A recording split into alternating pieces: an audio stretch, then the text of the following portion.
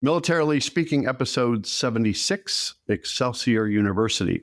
This episode, we talk with David Schejbal, president of Excelsior University.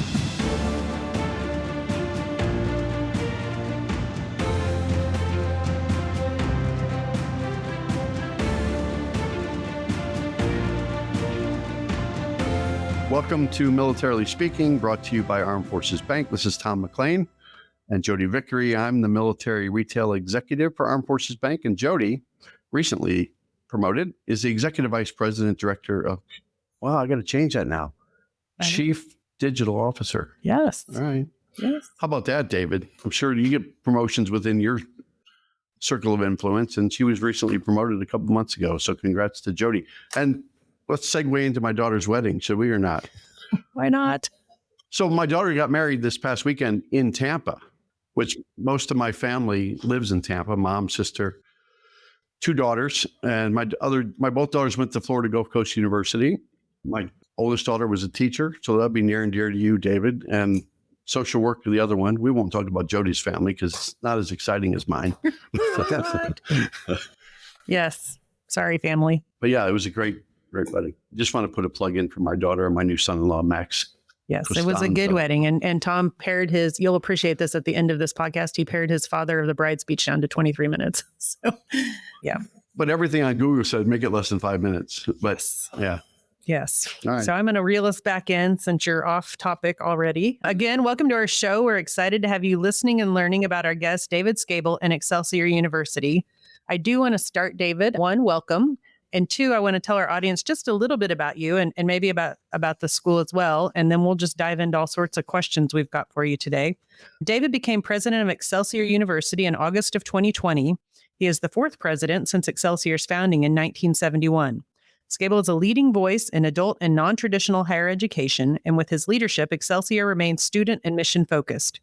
Throughout his career, his focus has been on making education accessible, affordable, and flexible for all students.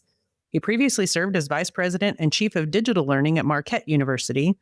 Prior to joining Marquette, he was dean of continuing education, outreach, and e-learning at the University of Wisconsin Extension, working across all 26 campuses of the system to extend the resources of the university to communities throughout the state. He's received many awards, including the Julius M. Nolte. Did I say that right? Nolte, yes. Nolte, yes. Like Nolte. Nick. Nick Nolte, yes. Yeah. But this is Julius M. Nolte Award for Extraordinary Leadership, which is the highest award given by the University Professional and Continuing Education Association. His affiliations with industry organizations include serving as a member of the governing board of the President's Forum, chair of the Board of Visitors of the Army War College, and the past president of UPCEA. Schejbal is a frequent keynote speaker, and his insights about reinventing higher education have appeared in such publications as Forbes, Evolution, Innovative Higher Education, and Inside Higher Ed. Well, welcome, David. Well done, by the way. Hearing all of that, it's an honor to have you on our show where I'm excited to learn all about Excelsior University and you today. So tell us a little bit, if you would, just a little bit of big picture macro background about Excelsior. Give us the lay of the land to start with. Sure. So first of all, thank you for having me, and thank you for the very long and very gracious invitation. So Excelsior is an interesting place because it was created by the New York Board of Regents in 1971. And so it started out as a public institution. And then right at the end of the 90s, I transitioned into being a private nonprofit institution. And so it's gone through a couple of name changes. Initially, it was Regents College, then it became Excelsior College, and now, to better reflect our comprehensive curricular portfolio, we're Excelsior University. But our mission continues to be the same as it was when we started, which is to serve primarily adult and non-traditional students. And from the beginning, we had a close relationship with the military. When the state of New York created Regents College, our preceding name, it was 1971, and there were many returning GIs from Vietnam.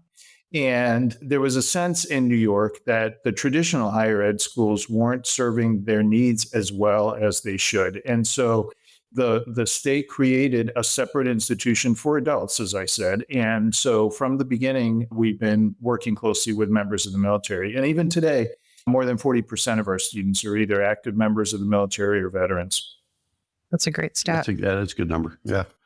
So let's thank you for that, David. Let's talk specifically about military and veterans.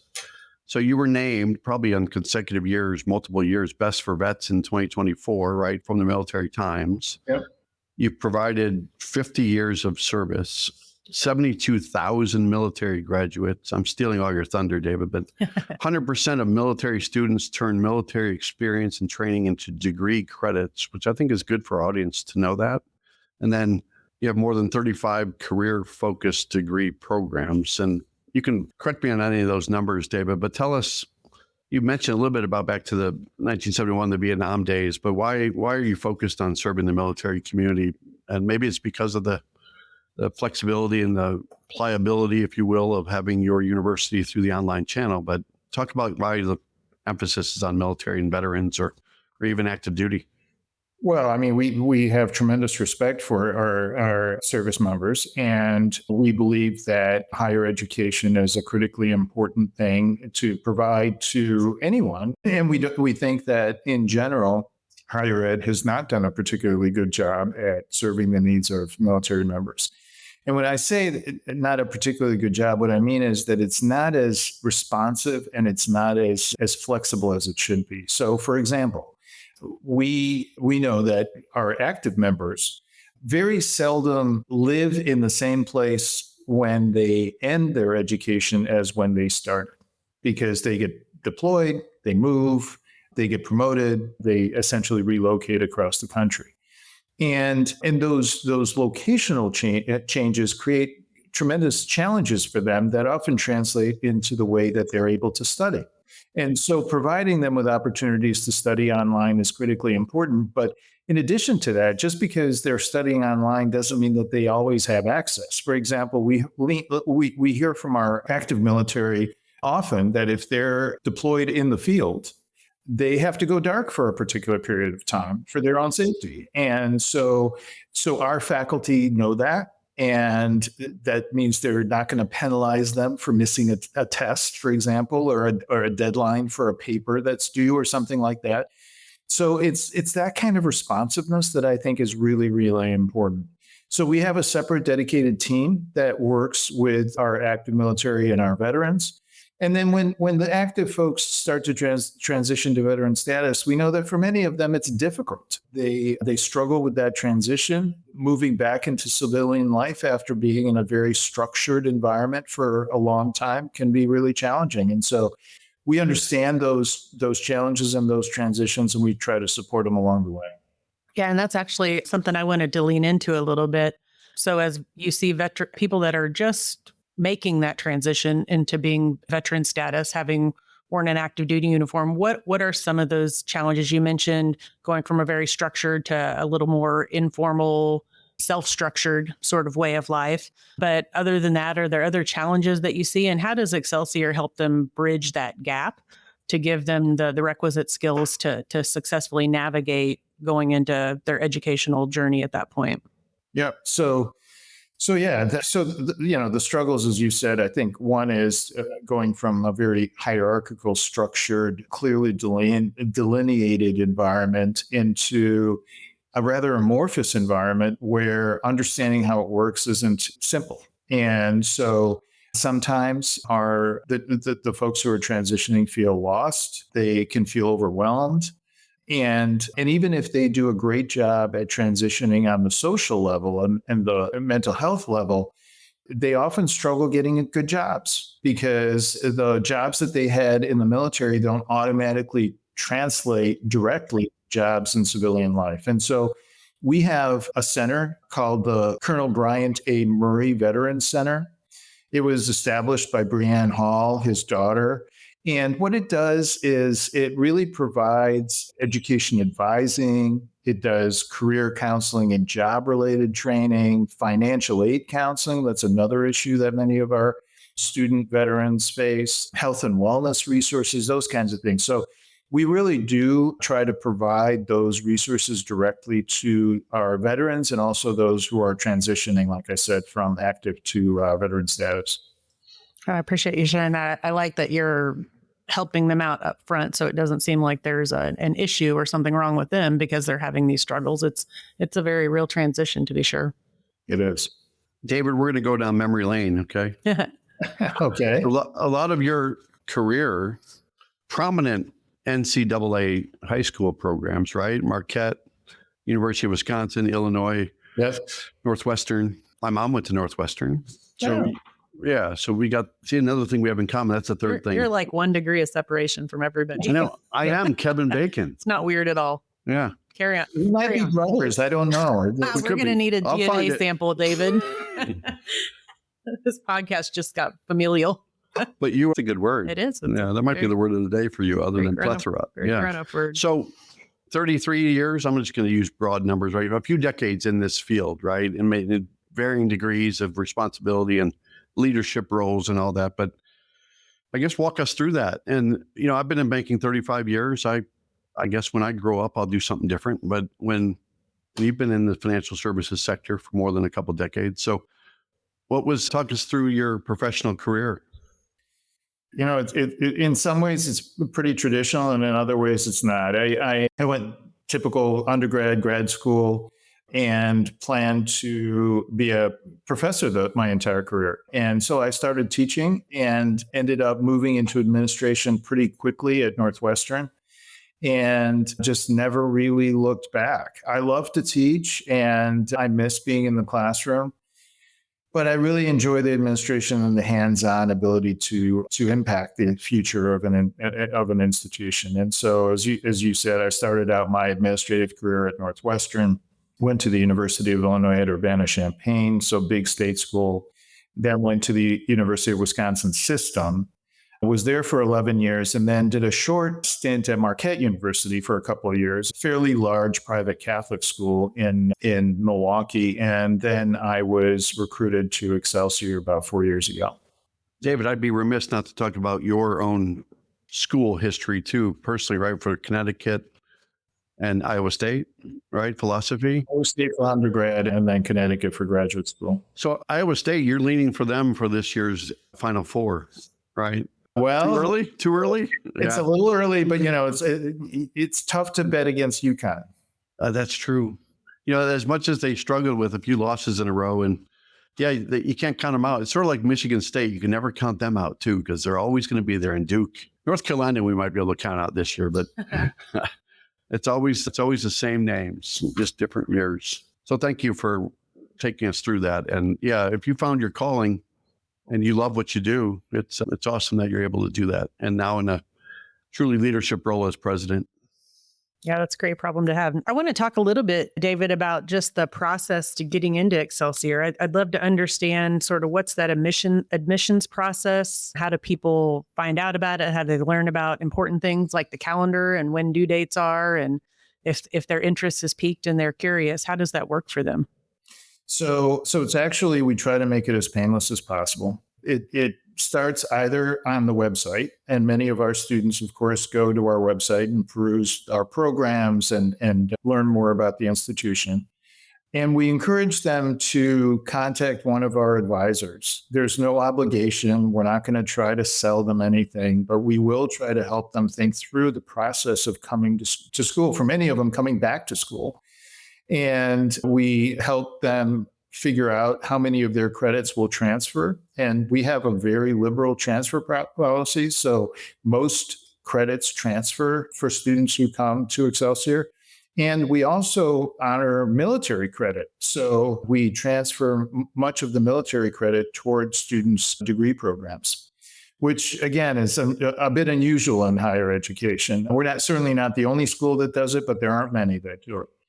And so we try to ease that process, talk them through what they need to do, help them figure out their schedules. Many of them are trying to juggle family responsibilities, maybe work responsibilities all at the same time. So we try to help them figure out some time management skills and to make sure that it all works well for them. I had a follow-up question on how the translation of military experience works for credits at the university. My husband benefited from that when he exited the service. And as I recall, and I don't know if this is how it works with you, he would get credit for certain things related to his MOS because of leadership positions he was naturally put in over the course of his 20 years of service. But then also, I feel like he might have gotten credit for different courses he attended as part of his military career. So he might have went to a leadership course or resiliency training. It's like one-off stuff. And right, they might have come in as electives. But Yeah. can you talk about that a little bit more in detail? How you help them translate? Is there a resource online they can go and understand that like in a self-service way, or is it better for them to reach out to an advisor and talk through that? Yeah, it's probably, it would be frustrating for them to try to figure it out on their own. The best thing to do is just speak with an advisor, because our advisors work not just with the military students directly, but there are also other organizations and services that do this. So the American Council on Education, for example, has some fairly standard translation programs for this. But a lot of times it's a matter of asking the members of the military what it is that they actually did in their jobs, and then distilling from that what skills they have towards academic degrees. Okay. That makes sense. I know it was great for Stephen. He benefited from several credit hours getting picked up. Since it's online, is there I'll say a traditional calendar, like there's a fall, a spring, and a summer? Or is it more of a rolling every 12 week, every 16 week? I know some schools that I've run across do it that way. So you really have more opportunities each year to kind of jump in and start. How does Excelsior do that? Yep, it's a great question. We have 6 8-week terms. And so our terms do go year round with typically a week break between them. And so students don't have to wait an entire semester to start. Or if they need to take a break, they don't have to stop out for an entire semester. They can take a break for 8 weeks and then come back and continue their studies. And we have a lot of students who do that, right? Because life happens. And so they need to take a break, and then we welcome them back and they keep going. Yeah, no, that's great. Or if they knew they were going to be on a training assignment or something like that, and it would be too much to do. Yeah, that's great. That's good. Nice and flexible. Hey everyone, if you're looking for a little extra financial flexibility to take the family on a vacation, tackle that home renovation, or just get through the ups and downs of military life, we've got some great news for our military listeners. Absolutely. Armed Forces Bank offers access loans that are perfect for handling life's unexpected expenses, consolidating debt, or even making that big purchase you've been thinking about. And with our fast approval process, you can get the funds you need quickly and easily without all the hassle.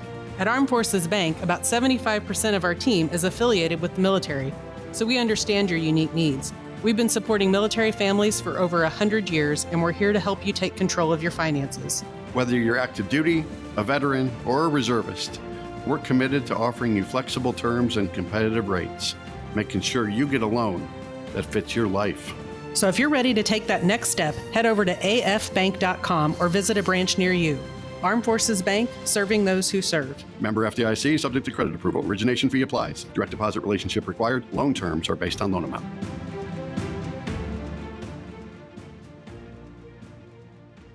We're going to shift now to the National Cybersecurity Institute. Okay, Yeah, David, yeah. I think that seems to be front and center in a lot of industries these days, especially financial services and banking in general. That's why we stood up a financial intelligence unit here at the bank. We also work with the Army on the Training with Industry program, where those students seem to be enthralled with cyber threats and different things that are going on around the globe. And it's an important agenda item as they pursue careers in that field or look to, just get access to more information to make them a better branch of service or just a better force around the globe for that. So talk about what happens at that institute and how long has that been in place?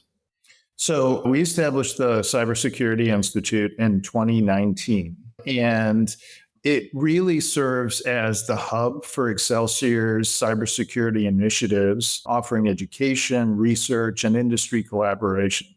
And that industry collaboration for us is very important because it ensures that our programs remain vibrant and relevant. As we all know, cybersecurity requirements and cybersecurity education changes rapidly. Yeah, and so we want to make sure that we're providing really up-to-date information to our students so that when they go into the workforce, they are top-notch employees in cyber firms and other industries.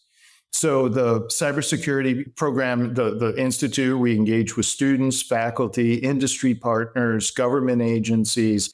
We're all working together to understand the current state of cybersecurity and then translating that information to our students so that they can come back and really work and succeed in the industry. The Department of Defense Cybersecurity Scholarship Program is something that we help facilitate for students so that we can help students figure out how to pay for their education. We work with training and industry programs to make sure that our students are well prepared for the job market. And we provide thought leadership through our faculty and some of our senior staff in cybersecurity. Covering all facets. Yes. Thought leadership. I love those two words. Tom fancies himself a thought leader. Right. You know. I don't know how you officially get that title, but I'll just do it. You could just self-proclaim. Hashtag thought leader. You can just say it. I just start calling yourself one and see if it catches on. Let's not edit this part of it because now it's official since David was the witness to that. Yes. Although you still self-proclaimed it. David didn't anoint you. Jodi, there you go again. Oh, gosh. There are many different ways that individuals and companies can give to Excelsior University. So you want to talk a little bit about that, David? Sure. So we have various philanthropic engagements, whether it's individuals who might want to support the university for various reasons. We have obviously our alumni who support us, and we have partnerships with industries. And our industries range from military contractors to healthcare industries and everything in between. So we have various kinds of relationships with industry partners, whether it's around grants, whether it's around direct gifts. In some cases, the gifts are given for specific purposes, for example, for scholarships or some kind of thing. So there are plenty of ways that individuals and organizations can support the university if they'd like to. www.excelsior.edu. Yep. All the information you ever want to know about Excelsior. And that you have a great website, great content, great look and feel, great navigation. So kudos to your development team on the website. Thank you. Thank you. On the website, I noticed there was a section about military and veteran partners, and that might be the folks that you're talking about right now and describing.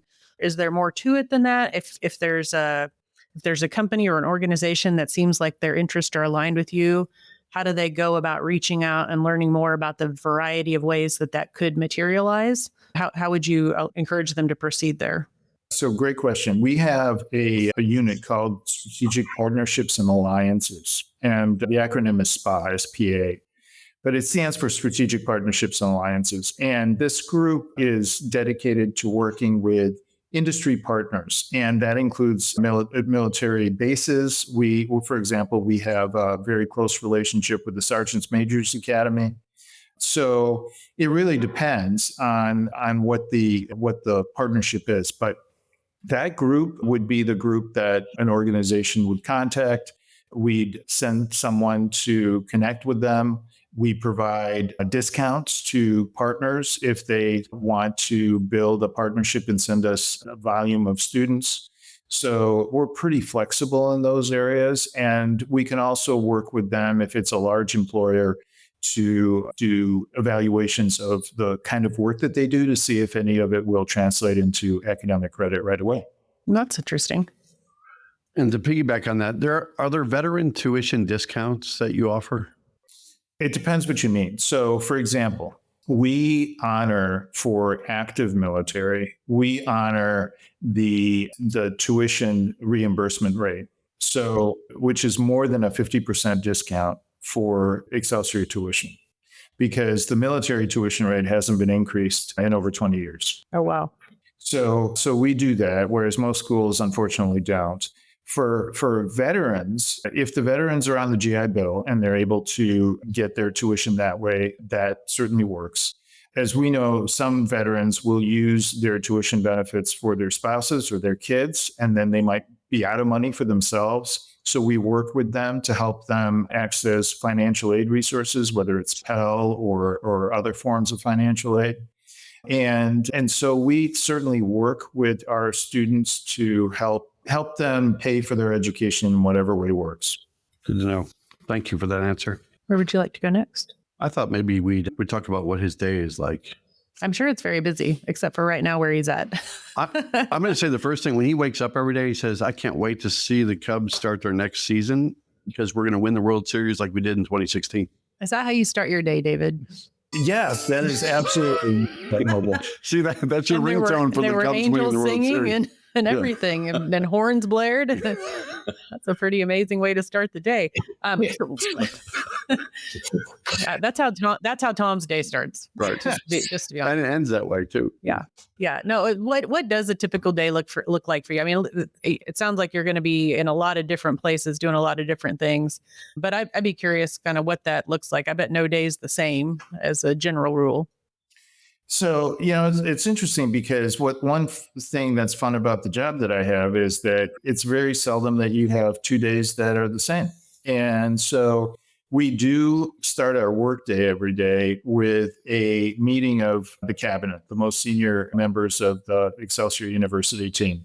And we meet every day for half an hour in the morning just to touch base, make sure that everybody is in the know about stuff that's happening and make sure that we're aligned for the rest of the day. And if there are any issues that we need to address, that they get addressed. And then obviously various meetings. We have an active board of trustees, so I work with them closely. Community partnerships, working with other universities. That is something that I spend a lot of my time doing because we think that the future of higher education is really going to revolve around partnerships. And so we work with a number of other universities to help create an ecosystem for students. So if students want to start at one school and finish in another, or they might want to take some classes at another institution, we want to make sure that they don't get penalized for doing that. So that's a lot of the work that I do. And then, there's the everyday routine work that all of us do. Oh yeah. The keeping the lights on stuff, right? Yep. Yeah. No, I love that your day starts with, we call them huddles here, but we try to do that in all of our teams where you get your immediate folks together and talk about the day. And like you said, if there's anything on fire, let's talk about it. Make sure we have a plan. Yeah. Put some goals out there and alignment, all the good things. Yep. I'm going to circle back too, because you glossed over this a little bit, David, about the Lieutenant Colonel Brian A. Murray Veteran Center, and a little bit more history around either the individual or what about the namesake, or what about specifically is the center designed to deliver? So the center was started by the colonel's daughter, and really it's intended to provide services to veterans, and anything from education advising and supporting them through their education, career counseling so that they know how to transition to the job and job-related training. As I mentioned before, financial aid counseling, health and wellness resources. And the center's open to all members of the military, not just Excelsior students. Okay. Oh, that's interesting. Yeah. So we really do mean when we support our service members that we do that pretty selflessly. Going to the Excelsior website, you'll see a lot of in the news stuff, especially recent stuff too, about your university, David partnering with Caring Gene to strengthen healthcare workforce in upstate New York. Yep. The Hudson Valley Community College and the expansion of that partnership, and even the scholarship fund in memory of Lieutenant General Arthur Gregg. I mean, there's a lot of stuff, again, back to your website, about people can find out more about your reputation, about your brand, and about the value proposition that you have. So I would encourage people to go to www.excelsior.edu. I also want to, I'm going to read a couple more. I'm going to read some testimonials about what people say about Excelsior too. Okay. Glowing comments about Excelsior. Great. This is over the last probably 10 or 12 years, but there's 4 of them. Great school, especially for veterans. I would recommend to anyone. This place is perfect for adults looking to finish their degree. They give the maximum when it comes to transfer credits. If you have gone to a couple of different colleges, this is the school for you. Next one was the college was excellent. Military life and parenting are time consuming. The school is flexible, allowing you to complete assignments with access to support and tools while working. 2 more for you, David. Love this school. They took a ton of my military certifications and previous college experience. Classes were challenging, fair, and beneficial. And then the final one was having an institution that works with military families and understands the unique struggles that we face has been extremely helpful. They did a great job transferring my credits to get me the most credit for my past work towards my current degree. So plethora of a lot of good, positive reviews, positive praise. And I think the pliability in this world and the sense of being a little bit more accommodating is what people want from higher education. And it's a very competitive landscape, just like financial services is for me and Jodi. There are certainly plenty of opportunities out there, and you've got to showcase all the great things you do, especially serving military families. So thank you for your service through the school. You bet. I think we're coming to the end, We are. unless David has some breaking news. Are you being set up, David? I don't think so. I thought I got him. All right. I know he's sitting there thinking, what am I supposed to have as Because breaking he might news? have, he's hanging out. He's probably on the phone all day concocting deals, right? And I'm sure you'd be the first person he'd share it with. So before it hits your website, I want to know if you wanted to share it. No, there's no breaking news. Well, actually, so this isn't breaking news, See? but it might be an interesting news for you, Gal. So you mentioned the Arthur J. Gregg Scholarship. So Art Gregg was an amazing man. And I had the pleasure to get to know him a little bit. He died, unfortunately, about 1.5 years ago. And he was the first chair of our trustees when Excelsior University, when Regents College, which was our previous name, transitioned to Excelsior University. He was the first 3-star general who was an African-American in the United States. And one of the recent renamings of the military installations was named after him. And we're really proud to call him an Excelsior member of our community because he really did epitomize the dignity of the institution, the connection to the military, and the focus on the needs of active and veteran personnel. So we will miss him. He was really an amazing man. Yes. Well, it took your leadership to launch that scholarship fund in his name. So I'm sure anybody connected with him during the military career or family today are honored to have that connection and have a fund in his name. So it has been our great pleasure to have you today. I do want to give you an opportunity. If there's anything else we haven't thought to ask you, because we just might not know about the university, is there anything you'd want to add to the conversation before we ask you to humor us and stay on for just a second while we play our military minute game? I don't think so. You guys have been terrific, and I really appreciate the conversation. Thank you. Wonderful. So Did you say humor? humor, Yeah. get it? Humor while we play military minute, because sometimes it's funny and Well, fun. because David's listened to every one of our episodes, so he knows. I don't think that's actually what he said. Oh, I thought, we'll go back and He's listen to that. listened to some episodes. Anyway, so bear with us for just a moment. We would like to play. We haven't done this in a long time. I've been counting. It's been a plethora of days. It's been Been a plethora of 73 days, days, yeah. 12 hours and 15 minutes and 6 seconds. I know. Since we last played the military minute. I know. Well, we're about to do it again. So reset your calendar and your clock. Dale, I made that up. So funny, we talked about humor. The last question we had in our military minute trivia game was about comedy. And he can answer this one. You can, if you know this, you can totally answer. And if you don't know it, you can absolutely guess. And we will judge you later when you're not here. So according to Rolling Stone, who is the best stand-up comedian of all time? I have no idea. And we had a comedian guest on the last time, which is why this is semi-relevant. Yeah. So not even a guess. I don't know if I could come up with a stand-up comedian off the top of my head. No, it's kind of a like Robin Williams, right? Yeah. Yeah, or Lenny Bruce or somebody like that. Yeah, he made the top 50. Okay, we're going to have to judge you later, David. I'm sorry.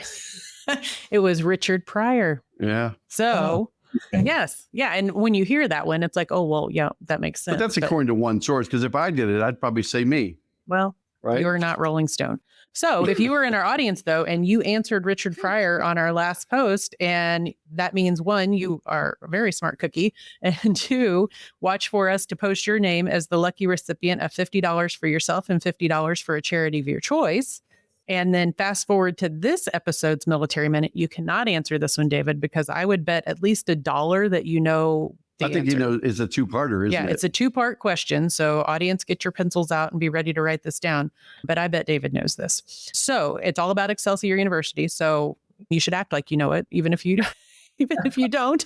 In what year did Excelsior College change to Excelsior University? Part 1. And part 2 is, what does Excelsior mean in Latin? So two-parter. What year did Excelsior College change to Excelsior University? And what does Excelsior mean in Latin? And I see David shaking his head that he knows the answers to both. I hope so. I actually do, which I'm happy to say. Yes. And even if you didn't, yes is the right answer. So if you're in our audience, either find David's phone number and call him and ask him for the answers, or re-listen to our episode, or consult your friend Google. And when this podcast drops, give us your best answers to both of those. And if you are correct, you too could be entered to win $50 for yourself and $50 for a charity of your choice. David, thank you very much again for taking time out of your day to educate us and the audience on the value proposition of Excelsior. I applaud you. Absolutely. Congrats on your career. Congrats on your success. And if you enjoyed today's episode, go out to afbank.com and subscribe to the show. Also, make sure to rate us, leave us a comment on your favorite podcast platform like Apple Podcast or Spotify. And David, you can find us on YouTube. Your heart desires. All right. Well, thank you so much. It has been a treat to spend some time with you today. Thank you so much. You too. Thank you. Bye-bye. Bye. Bye-bye.